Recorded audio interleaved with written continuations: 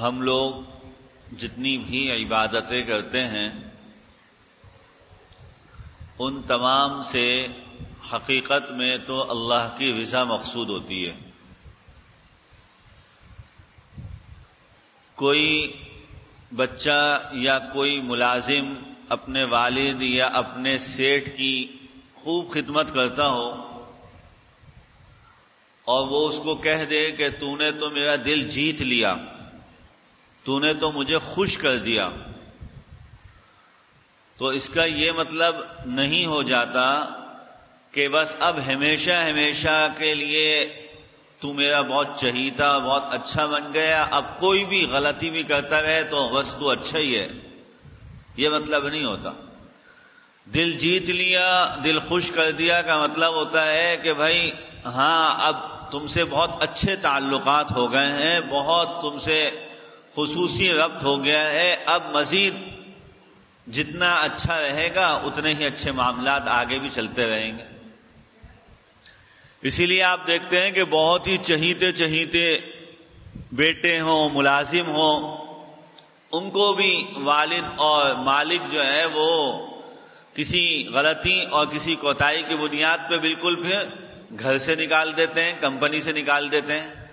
کل تک جن کے لیے خوب چہیتا ہونے اور خوب میرا خاص الخاص ہونے اور میرا رائٹ ہینڈ ہونے کے دعوے کرتے تھے،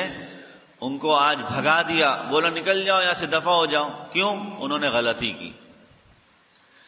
بالکل میرے محترم دوستوں اور بزرگوں، جب اسی طریقے سے ہم اپنے اللہ کی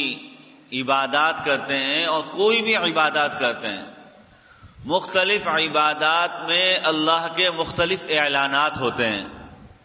اور انہی اعلانات میں بالکل ایسے ہی یوں اعلان ہوتا ہے کہ بھائی فلاں فلاں تو اب میرے چہیتے بن گئے،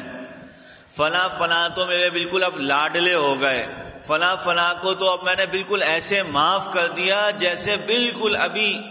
نیا نیا پیدا ہوا ہے۔ یہ اللہ کے اعلانات ہوتے ہیں۔ یا یوں اعلانات ہوتے ہیں کہ بھئی اگر تم نے یہ کام کیا نا تو تمہیں اتنے زمانے کی عبادات کا ثواب ملے گا، تمہیں اتنے سالوں کے نوافل کا ثواب ملے گا۔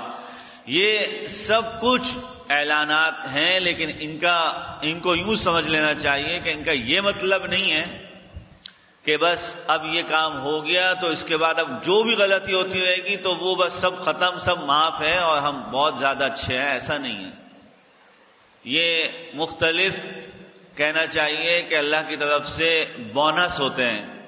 کہ بھئی اگر تم نے یہ کام اچھا کیا تو تم کو یہ بونس ملے گا، یہ کام اچھا ہو گیا تو یہ ملے گا، یہ کام ہو گیا، لیکن ان سب بونس کا نتیجہ وہ آخرت کی کامیابی ہے۔